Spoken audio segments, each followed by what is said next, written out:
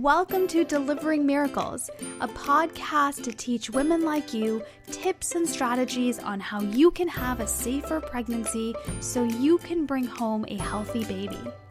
I'm your host and your high-risk pregnancy expert, Parijat. I can't wait to chat with you.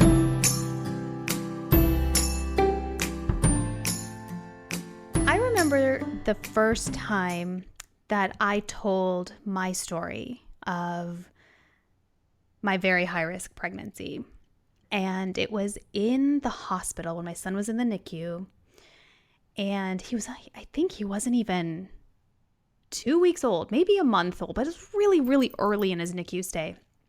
And it was because the head neonatologist there at the time suggested that I join a research study where they're doing research on how to help NICU parents cope, especially those who have babies as early as my son came, which, if you followed my story, you know is at 24 weeks and 5 days.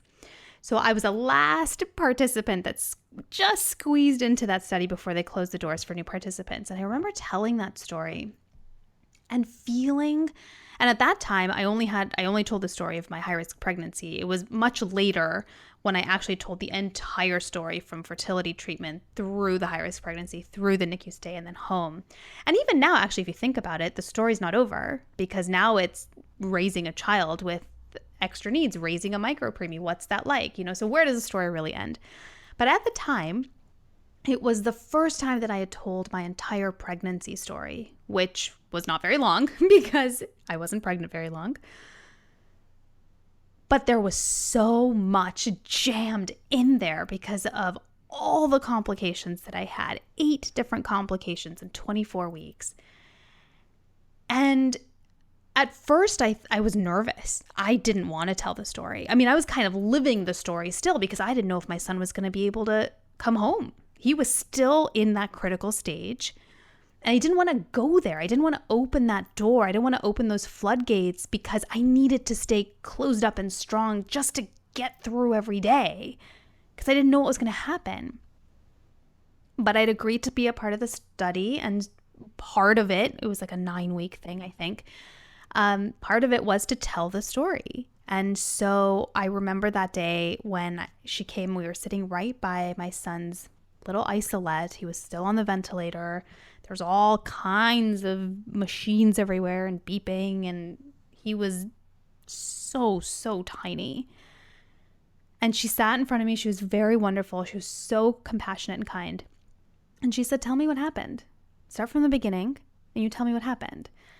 And I just sat there, and it felt a little awkward at first. I was really uncomfortable.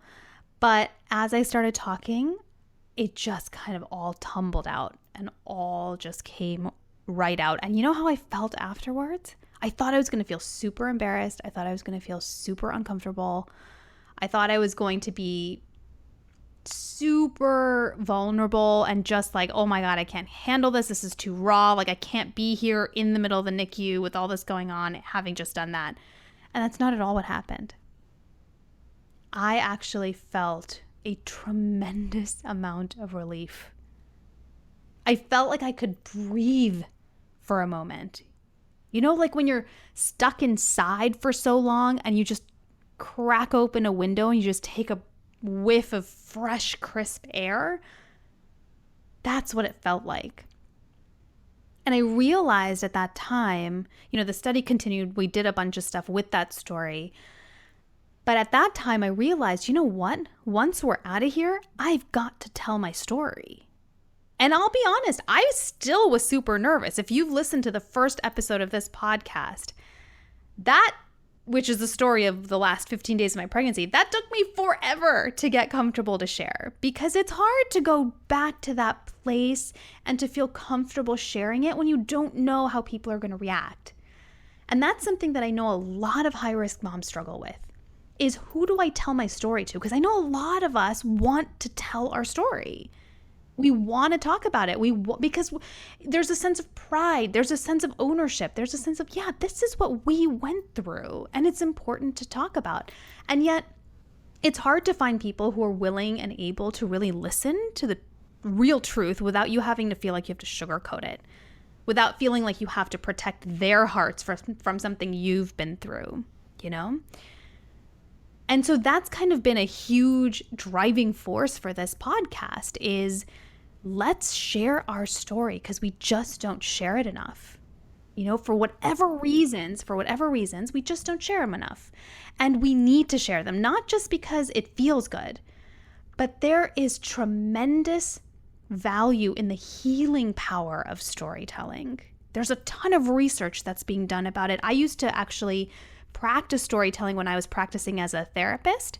I do a lot of storytelling with my clients who have gone through trauma, and I've brought that now into actually my postpartum program that's completely based on storytelling to help you heal from the trauma you've been through. In fact, there's a study done with Ugandan refugees that shows 80% of them showed a major improvement in their PTSD symptoms when they engaged in storytelling, which was significantly higher than the refugees who didn't engage in storytelling. It's that powerful. And so that's why I've opened up Delivering Miracles as an opportunity for other moms to come and share their stories too. And I'm so, so excited to have our very first brave mom come on this episode and share her story. And I can't wait to introduce you to her. Khadya Hale is the owner of Khadya's VA Solutions, a social media and administrative support services business. When she's not helping her clients navigate the day-to-day in their businesses, she's busy wrangling her 5 children while pursuing her degree. And I'm so, so excited to have her here. Welcome, Khadya. Thank you for having me. Thank you so much for being here. And your story is so incredible. And I know our listeners are just going to be so inspired and motivated by everything that you share today. So I'd love to just jump right in. Tell us a little bit about yourself before we do. Where are you located? And tell us a little bit about you. So I currently live in Charlotte, North Carolina. I've lived here for about 7 years. Time just flew by. I've lived here about 7 years. I actually moved here when I got out of the Marine Corps in 2006. In 2010. Like I said, before that, I was in the Marine Corps. Mm-hmm. Great. And did you grow up in that area too? I'm actually originally from New York. Okay. I just knew I was not going back. Gotcha. So I would love for you to share with us a little bit about your journey to becoming a mom. I know you had a very high-risk pregnancy. So before you had that pregnancy, did you know that you wanted to have kids? No, truthfully, it was nowhere on my list. I had a very clear career path with the Marine Corps. I was going to do my 20 years and retire. Got it. Yeah. Okay. And just like kids do, they come in, they go, I've got other plans for you. Pretty much. Gotcha. Okay. So you were in the Marine Corps then when you got pregnant, is that right? Yes, that's correct. Yeah. So tell us a little bit about that. How did you find out you were pregnant? I really just knew. Yeah, I hear that a lot. I just knew. I just felt it one day. Yeah. I took the test and there it was. I was like, oh man, what to do? Right. Were you excited? No, Were you nervous? I wasn't. I was more scared simply for the fact that females in the Marine Corps, we have it's a different set of standards, I'll say. So being pregnant in the Marine Corps as a single parent, I was going to be a single parent. So being pregnant in the Marine Corps was not ideal for me. It was not what I wanted at all. Okay, gotcha. Did you know you would have support, or is that part of the issue, is that you knew you wouldn't have support? I knew I wouldn't have support. I knew it was just going to be me chugging along. That's really hard. Especially when that wasn't even in the plans, and so you weren't prepared for it either. Right. And then talk about not being prepared. It wasn't a smooth sailing experience either. Oh no, not at all. It was, I should say, you never think when you're pregnant that you're going to have to worry about medical issues. Like the thought that something could be wrong never even crossed my mind at all. Yeah. That was the furthest thing from my mind. Right. So talk to us a little bit about that. When did you find out something was wrong? What happened? It was the first ultrasound where they could do a picture. I had actually put off the ultrasound for a while because I was scared, and I felt I was scared to tell anybody. I didn't tell my unit I had to tell them after the first ultrasound because I knew it was going to be a little complicated from there. Mm-hmm. But so at my first ultrasound, I can't remember at what week it was, but I remember sitting in the room doing the picture, already being nervous. And this nice lady, nurse, she's doing my ultrasound, and then I see the smile kind of go away. And that's when you know something. She got kind of a half smile, and you know Like she's something's trying really wrong. hard to be chipper for you, but she knows something's really wrong. Right. And then she says something's wrong with the machine. She's going to go get someone else to look at it. By then I knew something was wrong. Yeah. And then another lady, a little bit older than the first lady, comes in, and she's smiling. They're excited. Want to know if I wanted a boy or a girl.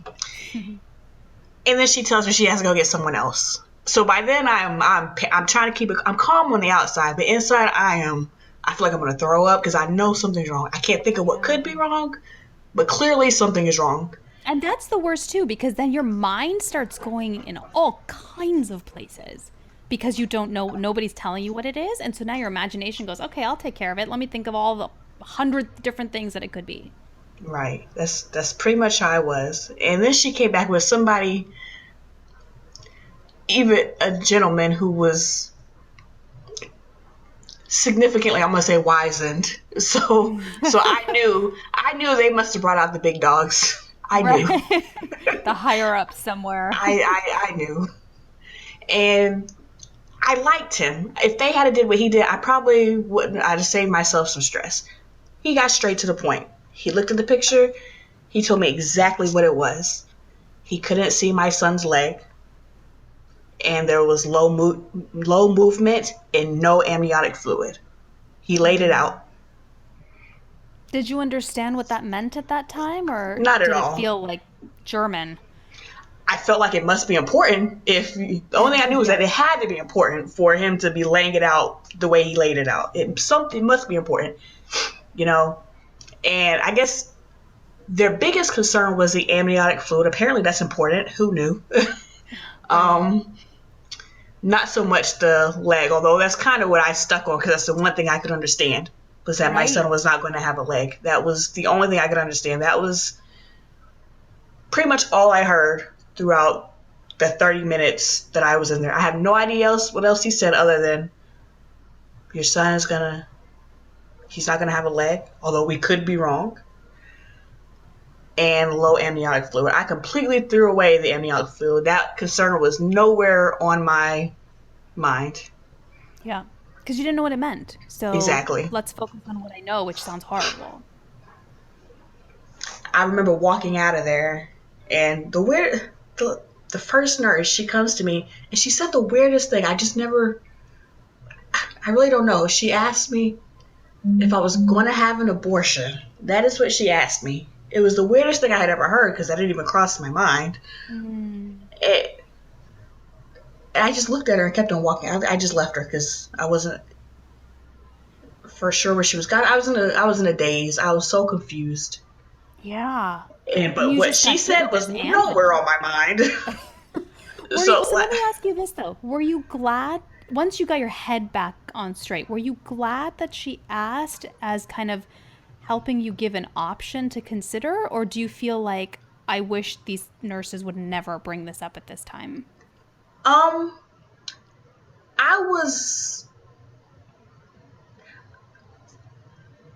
me, it would have never been an option, but I was confused. I was actually more wondering what was on my face. What on my face made her think that that's what I was going to do? You know. Oh, that's interesting. That was my thought. I was like, is that what I look like? Is that what my face looked like? Yeah. Yeah, that's really interesting. So is that something that you felt you were kind of thinking about, that is there somewhere in me that is considering this option? Which, for those of you that are listening, there's absolutely no judgment here about whether you choose to do that or not. It's just really to get a sense of how can medical professionals really bring up such a sensitive topic like this in a way that's easy for moms to hear, especially when you've just been hit with a huge anvil of bad news. That didn't even cross my mind, only because from the scope of whatever the final doctor was saying, the gist of it was not to get my hopes up. So I'm kind of a no nonsense person. I pull away from my emotions, and which is what I did after. I pulled away and I told myself I was not going to get attached because the chances are the baby wasn't going to be born. Mm-hmm. That's what I told myself. So I was supposed to go back to work. I remember I went home. I cried about it. Woke up the next day and just pretended nothing happened. Not Yeah. even a week later, I was in the hospital. What brought you to the hospital a week later? So I remember it was early morning. I was getting ready to go to PT, this physical training, and it was about 6 in the morning. I was driving some of my team members in, and I was wet all of a sudden. So I dropped them off. I went to the bathroom to see what was going on, and I was bleeding. Oh gosh. So I drove to the hospital on base. By the time I got to the hospital on base, it was a significant amount of blood. It was enough blood for me to be worried. Not so much enough blood, I guess, for them to be worried, because I remember I sat around for hours before they got an ambulance and sent me to another hospital. Isn't that so interesting? Because as doctors, they see bleeding in pregnancy so often that they've gotten really good at figuring out what that threshold is of too much.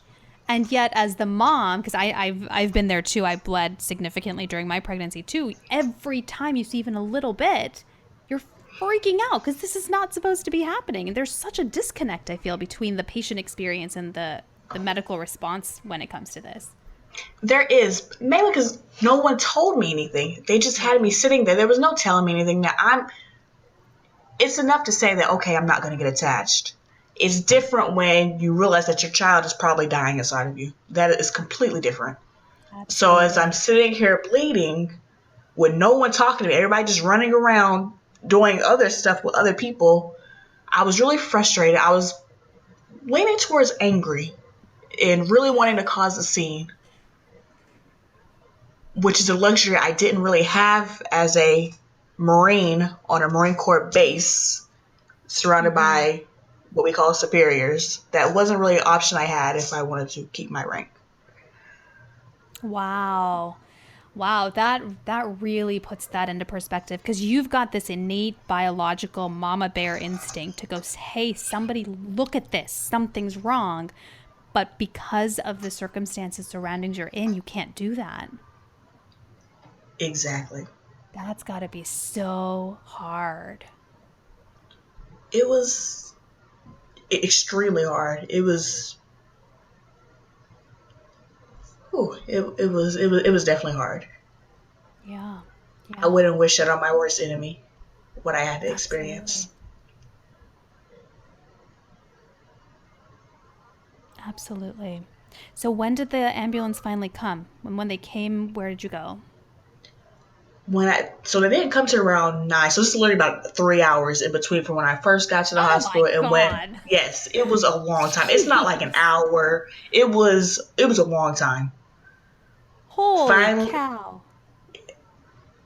and then, well, truth be told, things run a little slower in military land. I'll just say. Yeah. So even when the ambulance finally came, they let me know that they couldn't just in case my son was born, because he's a son, he's a he.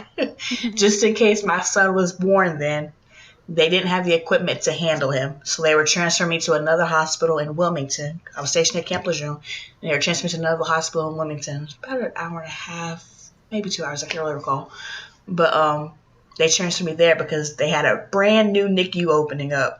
That had just opened up. So that's where they sent me. Through the ambulance. You sat in the ambulance for 2 hours. Yes, in the Got it. ambulance. Yeah. Yeah, Yes. which, I mean, in a way is a good thing because then when you land there, you know you're in good hands in a NICU that can handle if a baby comes as early as it seemed he might be coming.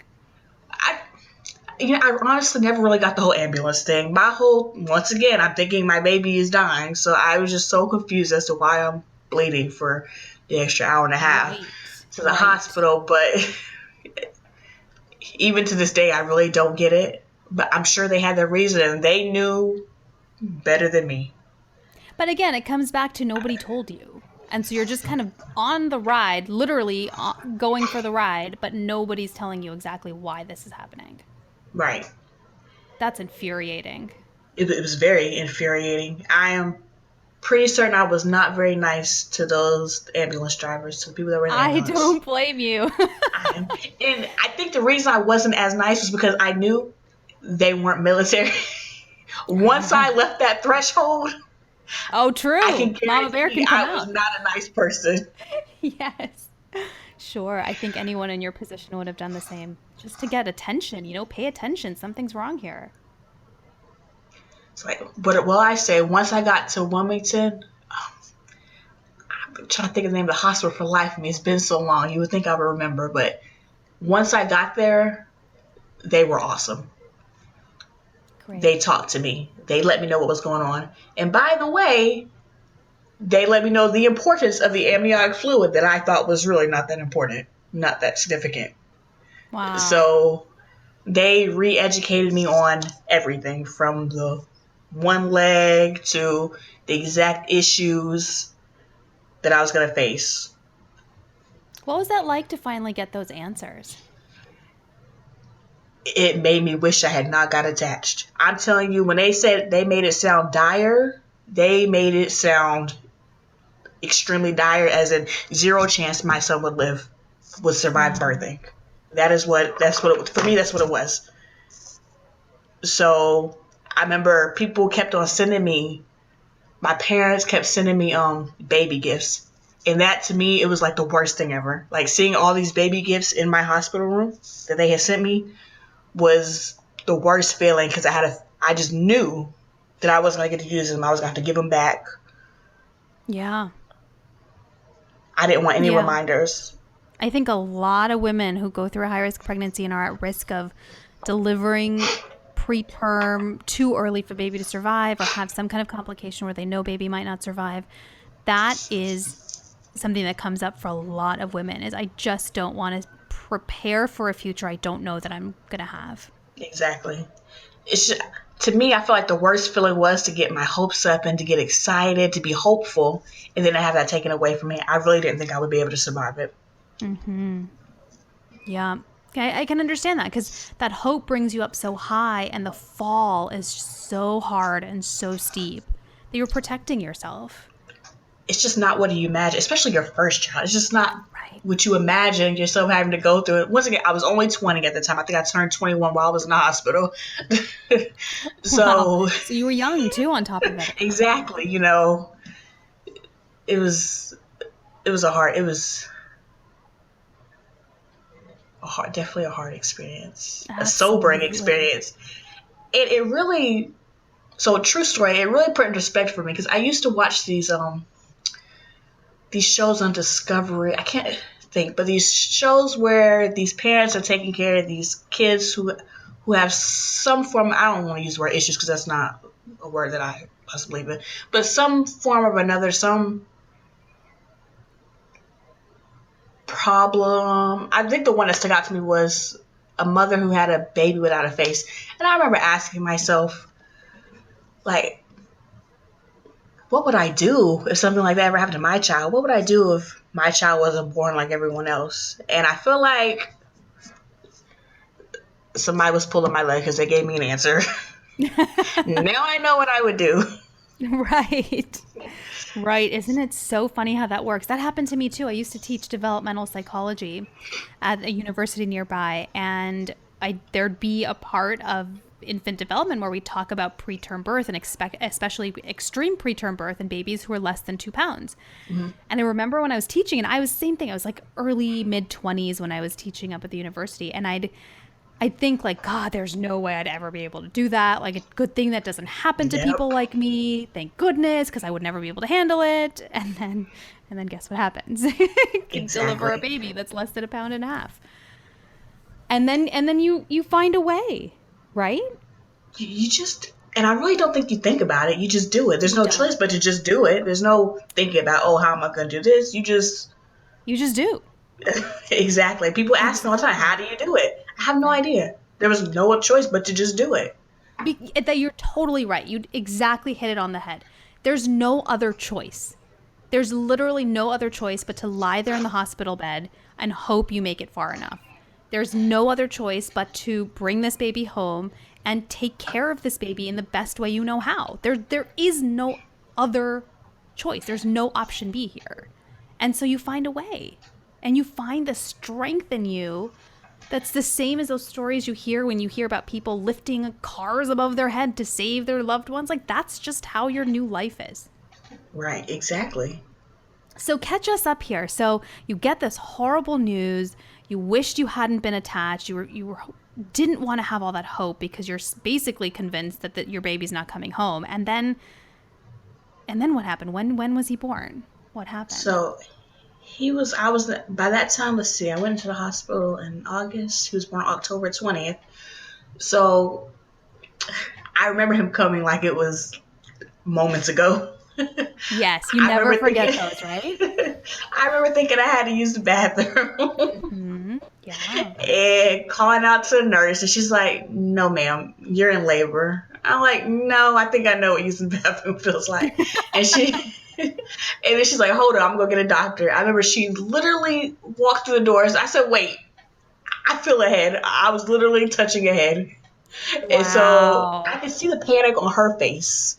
But I'm like, it's okay, I got his head. And then the rest of them just came out, just plopped right out, not even a second later. It was so Oh my quick. goodness. So I'm holding my baby while she's calling the nurses and the doctors, and I'm laughing about it now, but at the time I was close to tears, but trying to keep it together because I felt like she looked like she was kind of panicking, and I didn't want to scare her.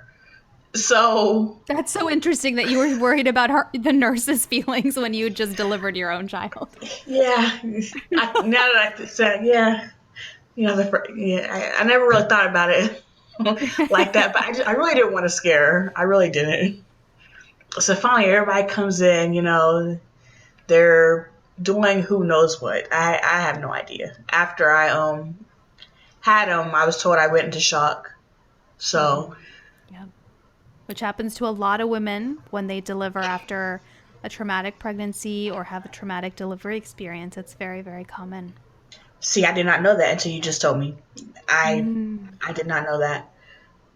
But whenever I did wake up, I remember, So you passed out. yes, I was gone. I was gone.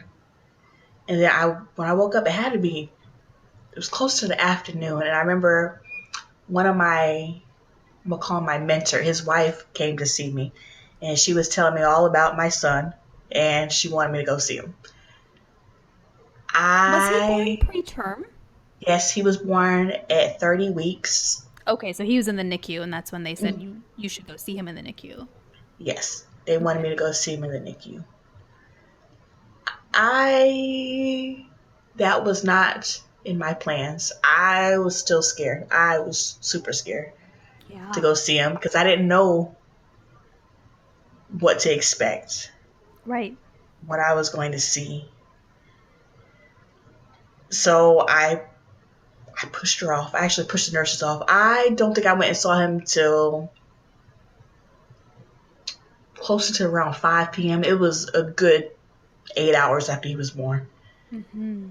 And for those of you that are listening who really resonate with this, if you had a baby and you waited a while to go see them for the same reason that because you're scared, or if you're at risk of delivering preterm and you're feeling like, gosh, I don't know if I could see my baby as soon as he or she's born, I really want to reassure you here that this is a very common response for moms who deliver preterm. There's a lot of unknowns.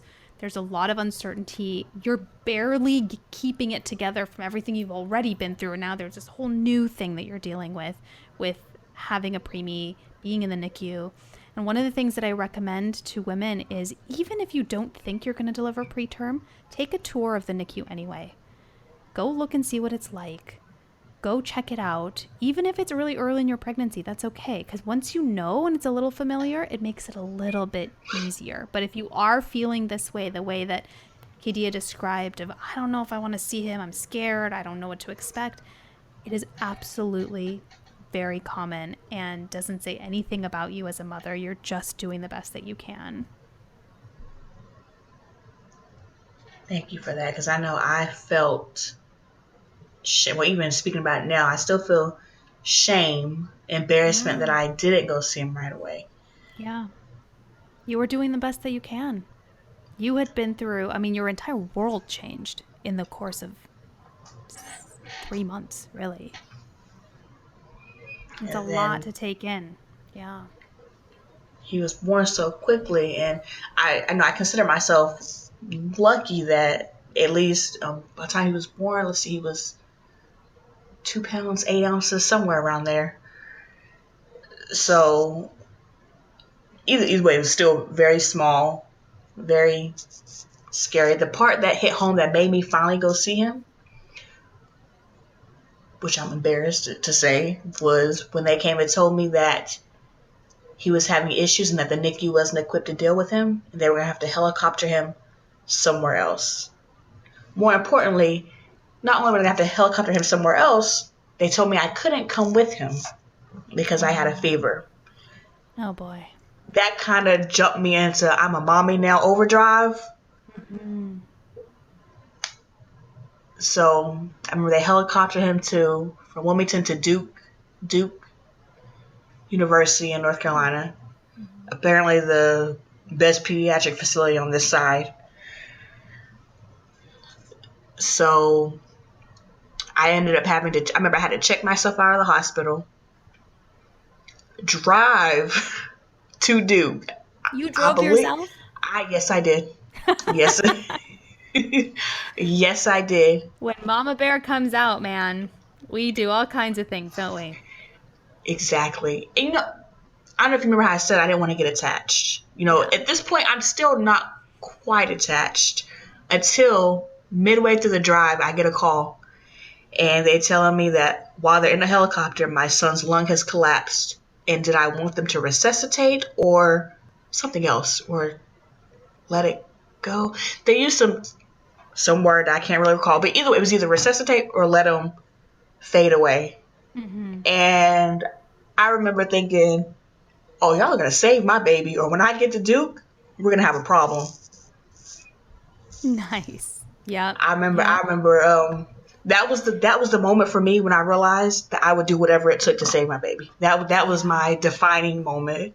Like, you don't really think you have a defining moment, but I knew that was mine. That was when I realized Yes. that yes, I have a baby, and I haven't seen him yet, but I love him. Yeah. Isn't that so interesting? We protect our hearts. We have a really hard time. A lot of women do. I know I did of being attached emotionally. But there's that maternal instinct, that drive that overrides anything that says, I'm going to be right there and I am going to speak up for my child. And you better listen. It's like you hear all that stuff on TV and the news, and you don't think, like, yeah, right. Yeah. You can't just love someone like that quickly. You never think it's real. Oh, but it is. It It is so is, isn't it? real. So powerful. So It's so eventually, powerful. I make it to the hospital. I couldn't go in to see him at the time because I left the hospital with a fever. Okay. So they wouldn't let me go in to That's see right. him. But when I finally did get to see him later on, I'm talking about they had me gowned up. I had a mask on my face, gloves on, Yeah. and I saw him for the first time. My heart broke. It was like whew, that was the love of my life. That was my baby. That Yeah. It's your heart outside of your body. Oh, excuse me. Exactly. Yeah, no, I know. It is so, there's no words to really describe that moment that you see your child for the first time, especially when they're preterm or if they've got some health issues. You go into that NICU and you see them for the first time and you are just overcome with love and overcome with so much sadness. I know I felt the same It's way like, when I saw my son too. Just, it's just to see there's him no so words. small Yeah. and all these huge instruments around him. Yeah. You're not really sure what's going on, but there's Right. just so many things. And then just little tiny, probably maybe the size of two of my hands, just sitting in there. Yeah. So precious. I just can't describe. It was the best slash worst moment of my life, I guess you could Yeah. say. I can really relate to that. 100%. I can really relate to that. And I know a lot of our listeners, those of you who've had preemies and have had this moment, I know it really resonates. Absolutely. And so you had a really happy ending because your little guy's at home now, right? And how old is he? Oh goodness, he is 7 years old. 7 years old. He must be a little man, just like. He thinks he is. Tell us a little bit about him. What kind of things does he like to do? Oh goodness. So he's in this sport, soccer for some reason. It's his thing. Ooh, Which I knew nothing about that's. soccer. Wait, can we just stop for a second? You went through this whole pregnancy and then countless, post birth medical treatments for him because he didn't have a leg. And his Exactly. favorite thing is soccer? That is so freaking cool. Oh my Right? gosh. So he wears a prosthetic. He does. It doesn't hold him back at all. Like, I mean, can we just, like, those of you that are, like, listeners, please just take this in, right? These kids don't know the difference. they don't at They don't all. know the difference at all. I remember a nurse telling me that when my son's big issue was his lungs because he was born so preterm. That was just that's his Achilles heel. Mm-hmm. And I remember towards the end of our NICU stay, a nurse told us, he might run around, he might not, but he's never going to know what it's like to have healthy lungs. So it's just not going to matter to him. And I didn't really get that until I see him growing up now, and he's just kind of doing his thing. He's running around how he wants to run around, and I'm going, oh, I guess he doesn't really know. And your story just really hits that home. Like, he doesn't know the difference. I want to play soccer. I'll find a way. I didn't realize how much he didn't know until when I had my second child and she was born, and he looked at her leg and he said, "She has a boo boo." I'm like, "What is he talking about, boo boo?" And Mm-hmm. then he pointed to the foot that she had because she had two legs, Mm-hmm. and he said, "Oh no."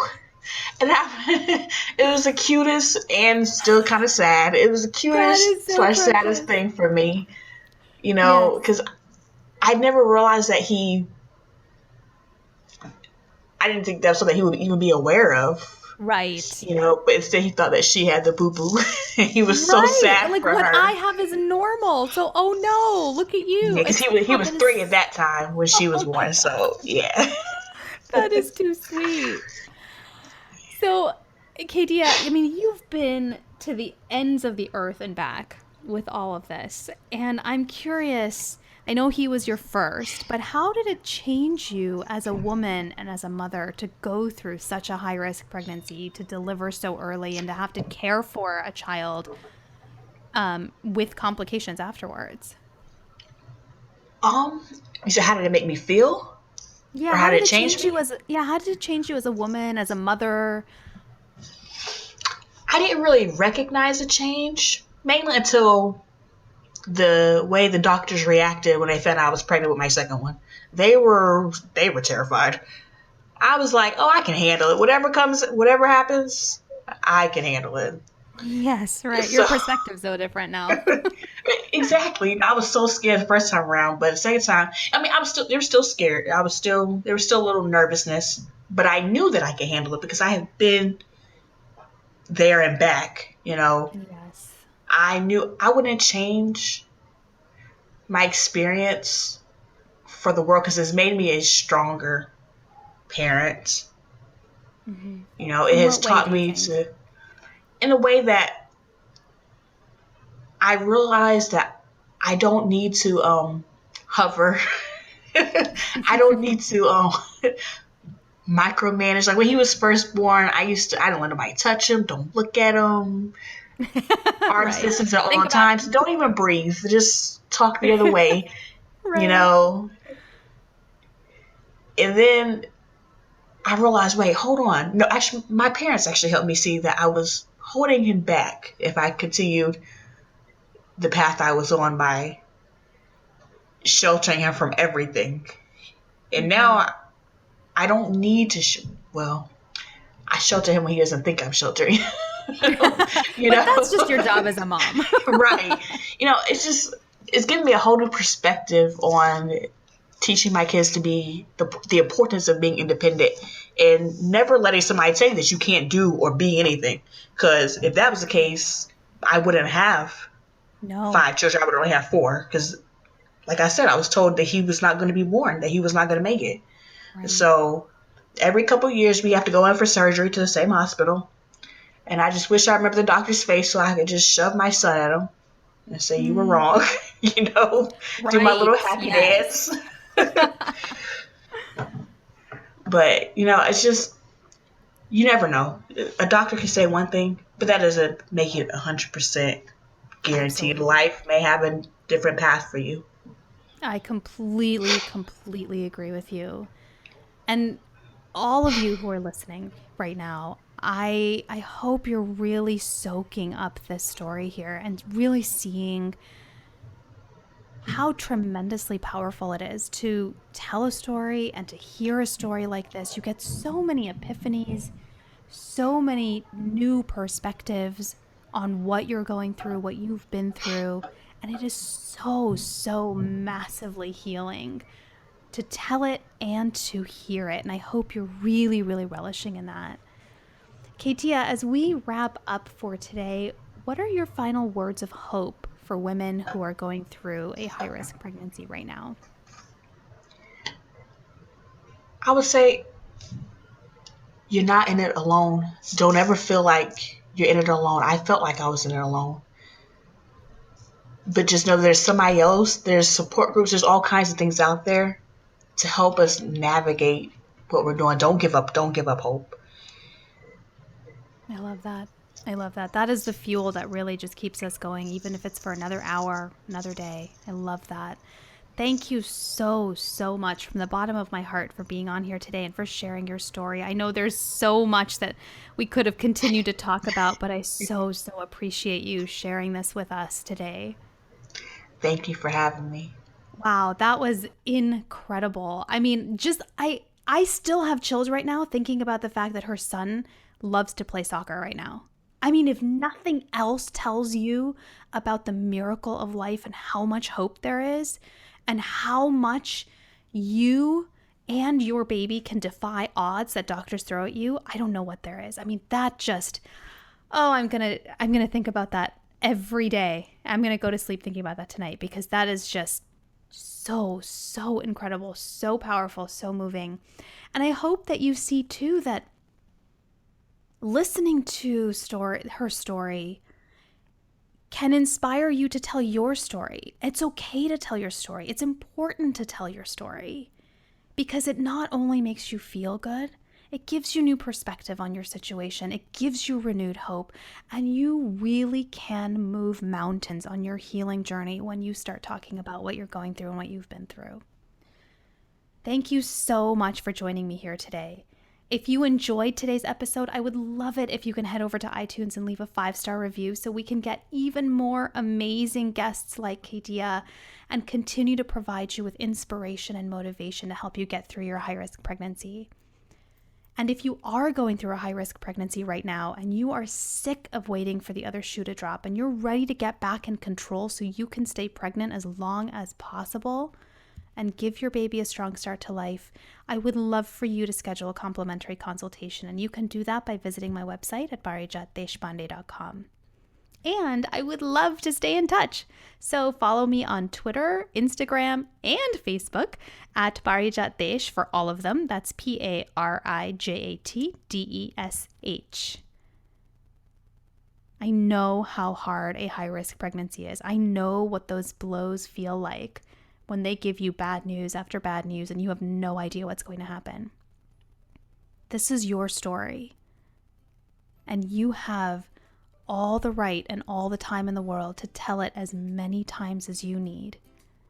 Own it, share it with the world, and let it heal you. Take it one day, one step at a time. You can do this.